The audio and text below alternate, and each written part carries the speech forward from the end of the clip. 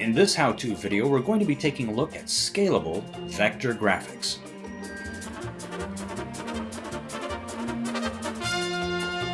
SVGs are another file type meant for the web, along the same lines as PNGs, JPEGs, and GIFs, except that, as the name would suggest, these are indeed vector.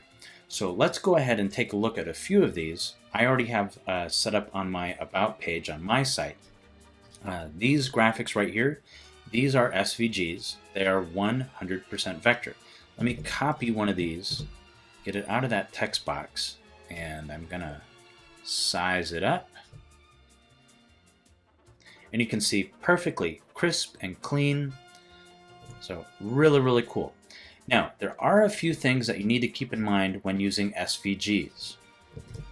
These are really great for illustrations, for, of course, vector illustrations. If you have something that's really text heavy, sort of like this graph, it's not really particularly text heavy, but you know, there's a fair amount of text in here in the overall graphic. And it is using a unique font. It's Helvetica New Heavy Extended.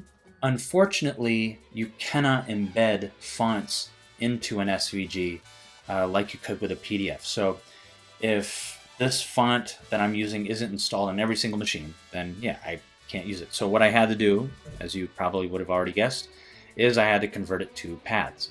Now, this is a drawback if you have something that's text heavy and you need to make an edit. Now, I thought I was being clever initially when I did a save as a SVG, and I clicked on Preserve Illustrator Editing Capabilities. And what I had done was, in a hidden layer, I had kept just the text, but the live text, and then I just hid it. So that way, if I needed to make an edit, I could go back into the SVG, go to that hidden layer, make the edits, copy that back over here, and convert to paths, hit save. Long story short, it ballooned the size of the file, so it was unacceptable. It was very big. It was like it went from 3K to 500K. It was ridiculous. So no, that didn't work, unfortunately. So that's one thing that you have to keep in mind. Another thing, even if you use web-safe fonts, I tried that with this, and you can see this text is right justified.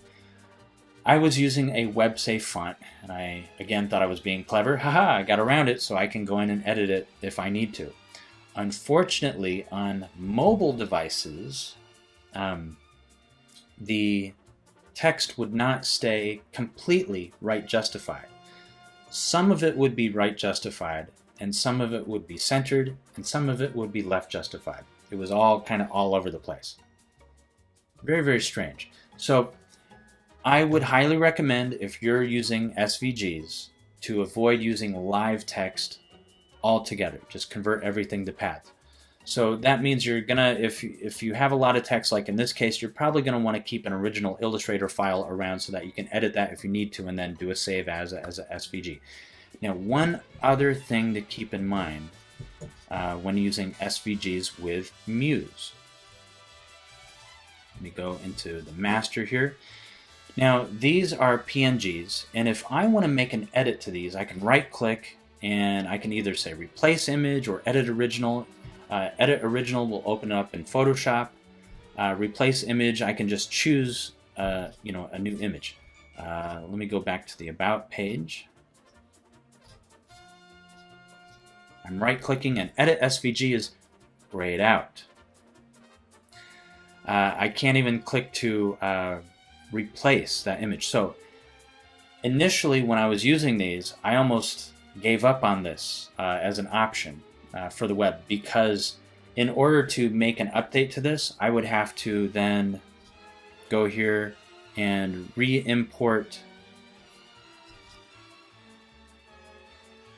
the file, resize it, cut the other one, paste this one back into the text box. Like, oh my gosh, that no. Because if you have a whole bunch of graphics like that, that's unacceptable. However, if you go to the Assets palette, it will show that it has been modified, and you can right-click and if it has been modified, it will ask you, hey, do you want to update this? And you can say update. So I don't know why they took that out of here, out of the dialog box that appears when you right-click on the actual image itself. I don't know if it's something that Adobe overlooked. It's kind of strange, but okay, whatever. But there is a workaround. You can just use the Assets palette to update your graphics if you make an edit. And that's it.